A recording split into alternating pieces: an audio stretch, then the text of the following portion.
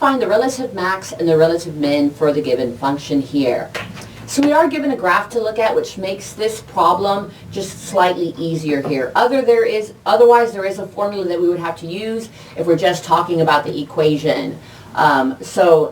Just so that you have that, negative b over 2a, f of negative b over 2a. This is what you would be using to find the relative or the max and min of a given equation. That does not apply to this particular problem though.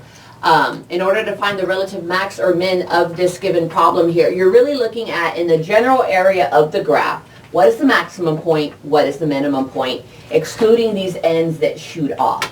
So for the most part, it is the typical points, or the ones that you see here. When I look at the graph, right, or when I look at this particular graph, it looks like the maximum point. Here's a peak right over here. Here's a low point. Right, so if we're not talking about the ends of a graph, we're just talking about in a relative area of our graph, this looks like the maximum point, this looks like the minimum point. That's what relative max and min. It's not the true max, it's not the true min. It's the relative max, the relative min, the max or min in a relative area.